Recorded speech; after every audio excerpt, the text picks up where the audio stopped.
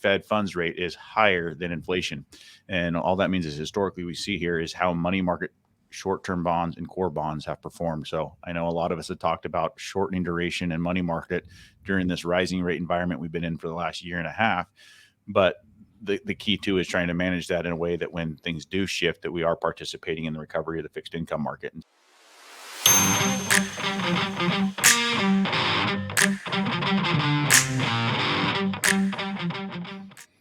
Yeah. And then, I mean, let's just talk real quick about money market and how that relates. So, and this is a double-edged sword, and we're going to talk about this a little bit today. So money market yields is approximately 5%. In fact, in some cases, getting over 5%. And even shorter-term T-bills, which are, you're locking in to 3 months, 6 months, 9 months, 12 months, are yielding north of 5%. In some cases, mid-fives. So it's a very comfortable place for people. I mean, if you can lock in, 5%, that's a fairly good return for where a lot of people need to be with their plan. But we want to talk a little bit about, and this is the first slide, a little bit about fixed income and money market and how that works. So short-term rates are just that. They're short-term. They're nice while they last, but they fluctuate. They fluctuate with current rates. And like we just talked about a little bit with the Fed, that we're probably topped out on interest rates. So there's probably not a lot more room to raise interest rates, meaning that money market and short-term T-bills and stuff is not going to go much higher. Most people would be fine with that, getting 5%. The problem is it's eventually going to go lower. And that last chart, go ahead and put that up again.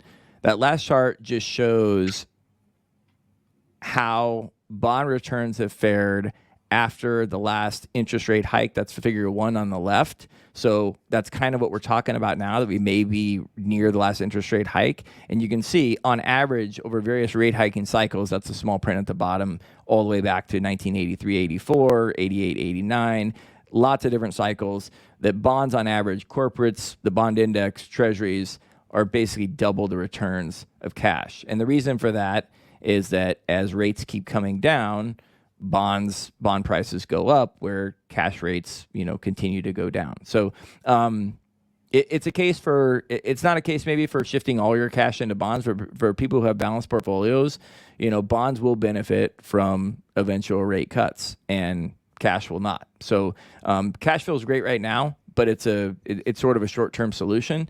And most of our clients have a much longer time horizon than 12 months to 24 months. So that's it's something to take into account.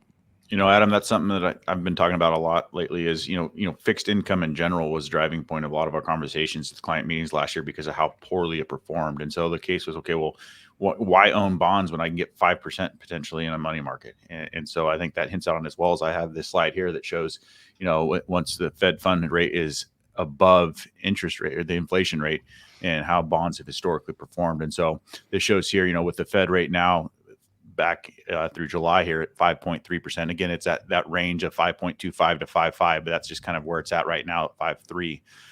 And inflation was down around 3%, which is a net of 2.3. So you can see that the Fed funds rate is higher than inflation. And all that means is historically we see here is how money market short-term bonds and core bonds have performed. So I know a lot of us have talked about shortening duration and money market during this rising rate environment we've been in for the last year and a half. But the key too is trying to manage that in a way that when things do shift, that we are participating in the recovery of the fixed income market. And so a little silver lining that maybe there's going to be some upside in principle, not just the appreciation and yield we've gotten here in our core bonds here in the next few years. Yeah, and I think last thing I'll say on this, cash is cash, right? And you need cash, and it's great to get paid on cash. I think we're just making the case for it's not appropriate to change your long-term plan, your long-term time horizon, and jump for the short-term solution. I mean, again, this is a great place to be. I don't know where cash will be in 36 months. Right now it's at 5%.